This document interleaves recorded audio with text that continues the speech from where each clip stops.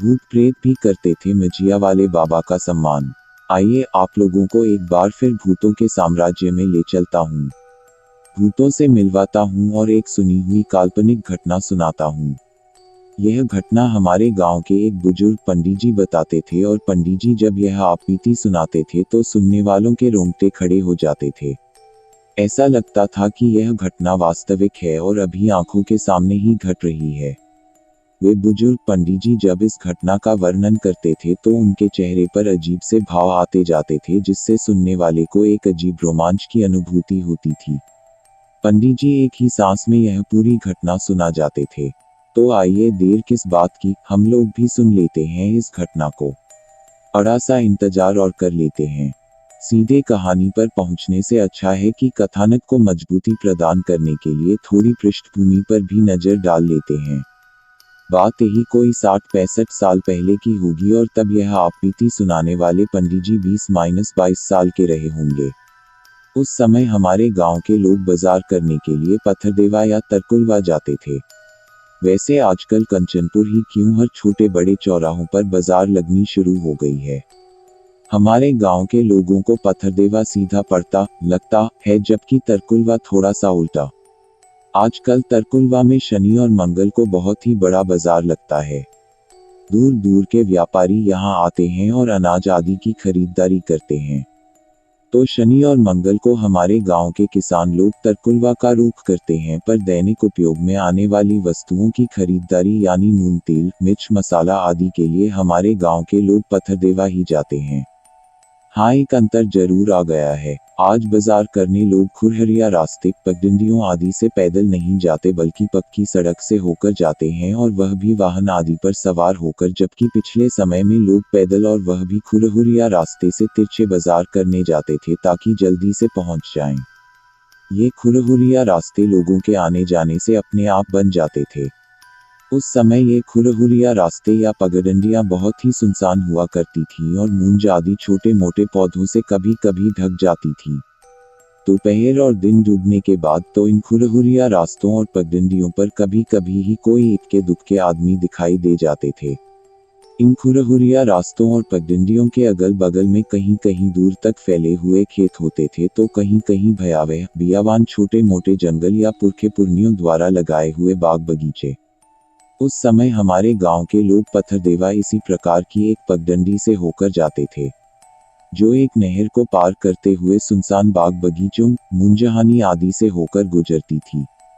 हमारे गांव से पत्थरदेवा की दूरी लगभग 1 कोस है, पर आज यह दूरी बहुत ही कम प्रतीत होती है क्योंकि सड़कों के निर्माण के साथ साथ बीच बीच में बहुत सारे भवनों का निर्माण भी हो गया है, जिसके कारण हमारे गांव से पत्थरदेवा के बीच छोटी मोटी दुकानों से लदे कई स्थान बस गए हैं।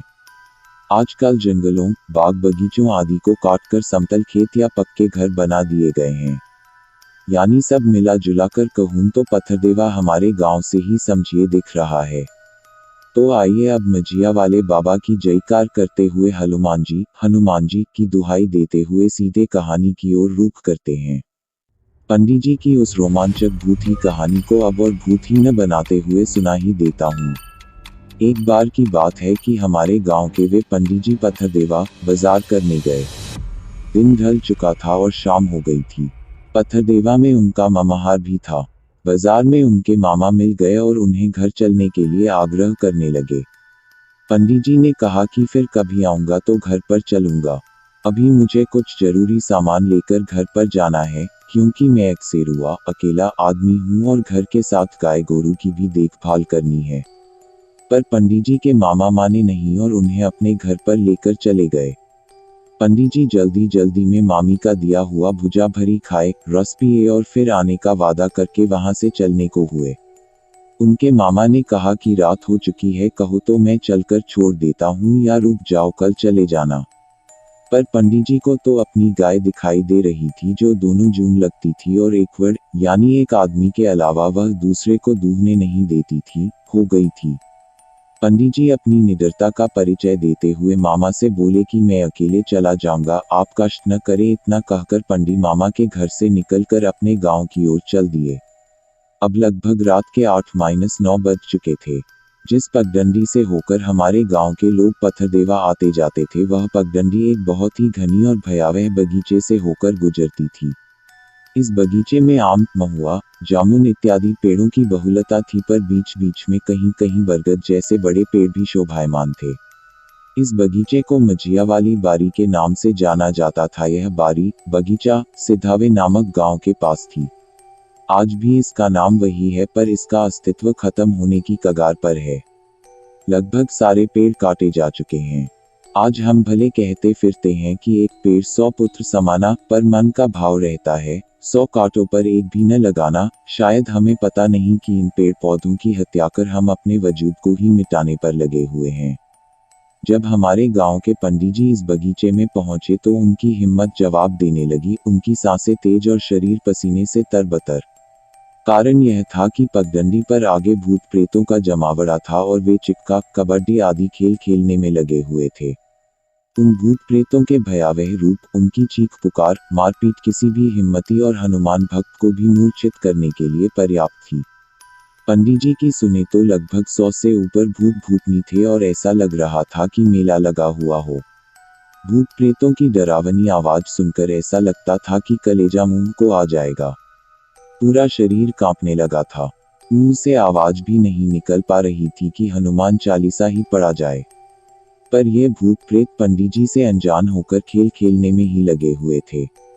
खैर, पंडित जी भी बहुत ही हिम्मती थे और रात रात को खेतों आदि में रहकर पटौनी, सिंचाई आदि करने के साथ ही आवश्यकता पड़ने पर ये खेतों में बस खटिया डालकर सो भी रहते थे। पंडित जी थोड़ी और हिम्मत किए और एक पेड़ की आड़ में खड़े होकर तेज सांसों से मन ही मन हनुमान जी को गोहराने लगे। उनकी सांस तो बहुत ही फूल रही थी, पर करें तो क्या करें। वे अपने सांसों पर काबू करने के साथ ही यह सोच रहे थे कि कब ये भूत रास्ते से हटें और मैं लंक लगाकर भागूं। तभी उन्हें कुछ याद आया और वे मन ही मन हंसे।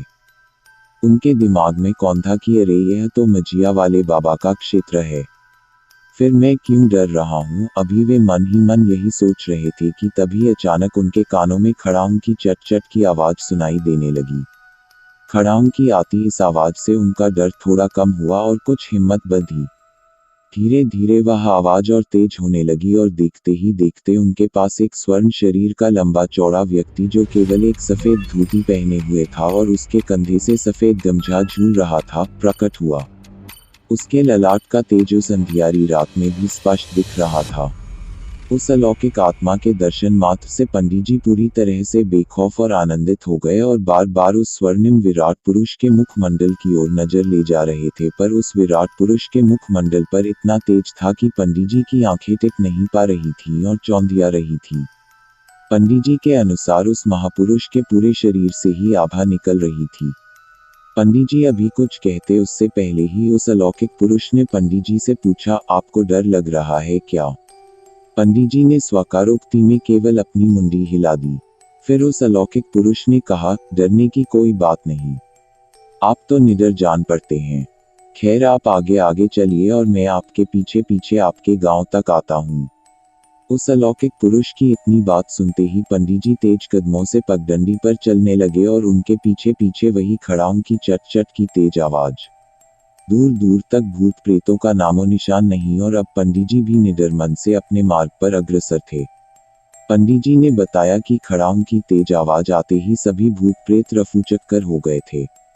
जब पंडित जी गांव के पास पहुंच गए और गांव के पास की नहर को पार कर लिए तो घूमकर उस अलौकिक आत्मा से तेज आवाज में बोले कि बाबा, अब मैं चला जाऊंगा, आप अपने निवास पर वापस लौट जाएं। मेरे कारण जो आपको कष्ट हुआ उसके लिए क्षमा चाहता हूँ।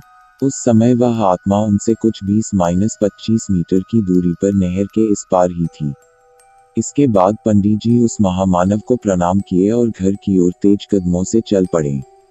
उनको कुछ दूरी तक तो खड़ाऊं की आवाज सुनाई दी, फिर कुछ देर बाद वह खड़ाऊं की चट चट आवाज अंधियारी रात के नीरव में कहीं खो गई।